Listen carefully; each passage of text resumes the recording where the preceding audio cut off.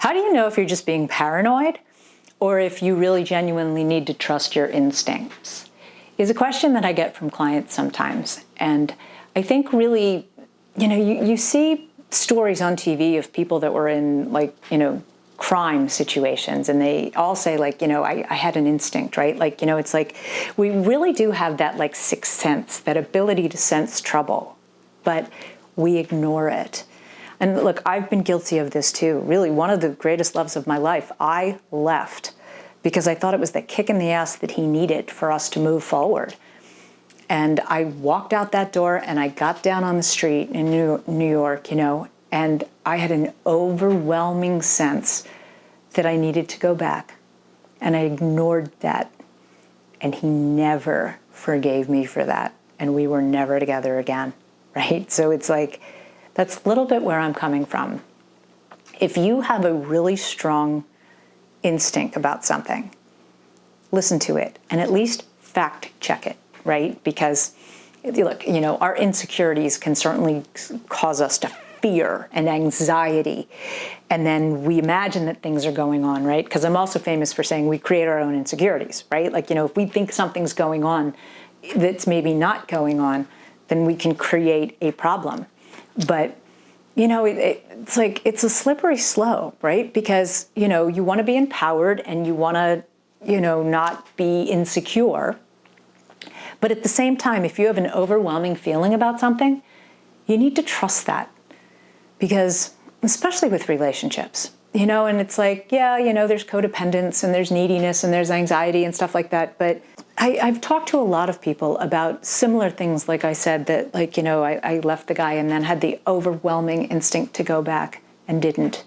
This was years ago. This was before I was a relationship coach, right? It was like I was trusting something that I'd probably read on the internet about, what you're supposed to do to get someone to, and it's like, it's playing games and it cost me a really good relationship. So I think that's what I'm talking about, right? Don't try to do something because you think it's what's going to help the situation. And that's games and it's manipulation. Who knows what would have happened if I had gone back, but at least I wouldn't have been beating myself up about it as much, right? So if you have an overwhelming feeling, you don't necessarily have to act on it, but at least investigate it, right?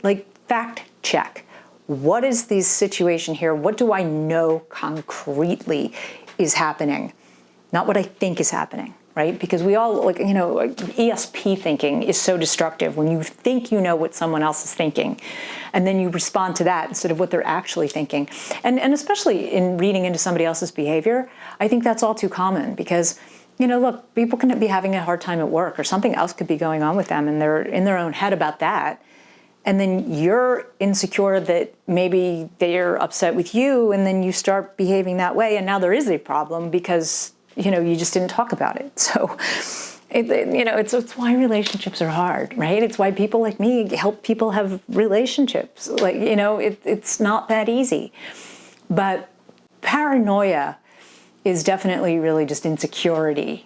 And if you realize that you've been insecure about something, then fact check it, right? What are the facts here? What is it that I'm feeling? But if it's because you're paranoid that your partner is leaving you or that they're cheating or something like that, then inspire them to be loving to you again, right? It's like, unfortunately, it's human nature that our instincts have us react according to our own fears and then not so much about what is best for our partner to get what we want, right? So I've made other videos that says have an intention, but I think that's all very relevant in trying to decide whether it's instinct or paranoid. What is your intention in the relationship? What is it that you want?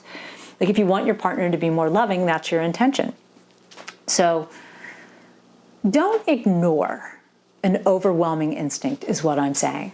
And if you have an overwhelming instinct not to do something or to do something, listen to it. Because it might make or break your relationship.